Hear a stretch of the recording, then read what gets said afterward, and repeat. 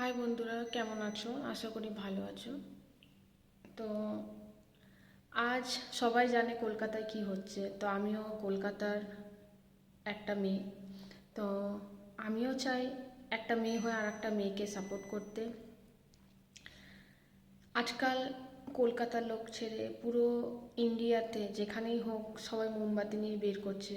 এখন আর মোমবাতি জ্বালাবার টাইম নেই। কেন এখানে মোমবাতি জ্বালাবার লোকেরা নয় যাদের জন্য তুমি মোমবাতি জ্বালাচ্ছ। যখন রাবণ সীতাকে নিয়ে গেছিল তখন লঙ্কা জ্বালিয়েছিল, সেমনি আমাদের দেশের কলকাতার লোকেদেরকে লঙ্কা জ্বালানো উচিত, মানে হসপিটাল জ্বালিয়ে দাও। আর হসপিটাল মধ্যে বন্ধ করে যারা যারা দোষী তাদেরকে জ্বালিয়ে দাও।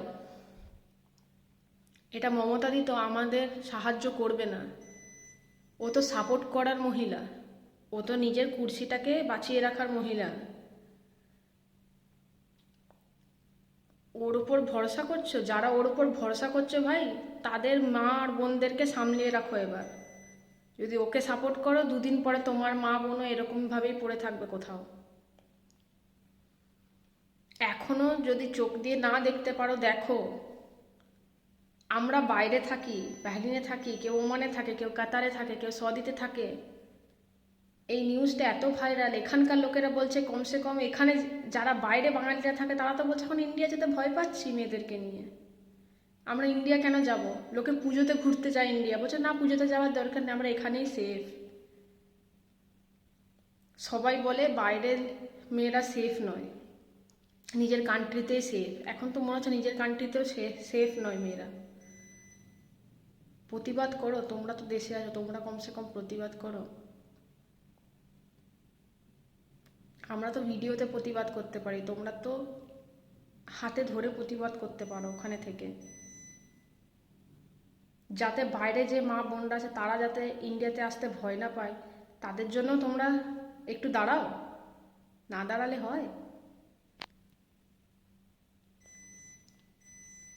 এইটুকুনি বলবো। কেন এত ভিডিও দেখলাম, আর কাউকে কিছু বলার মতো নেই। তো নিজেরও কিছু মন্তব্য দেওয়ার ছিল, ওই জন্য তোমাদেরকে দিলাম। প্লিজ এরকমভাবে একটা মেয়ের সঙ্গে এরকম গ্যাংরেপ একদমই উচিত নয়, কারোর সঙ্গে করুক উচিত নয়। সেই পরিস্থিতিটা, সেই ফিলিংসটা কি সেটা সেই জানে যে সেই পরিস্থিতিটাতে গেছে। খুবই ভয়ানক। প্লিজ মোমবাতি জ্বালানো বন্ধ করুন, লঙ্কা জ্বালান ওই মোমবাতি দিয়েই। ধন্যবাদ।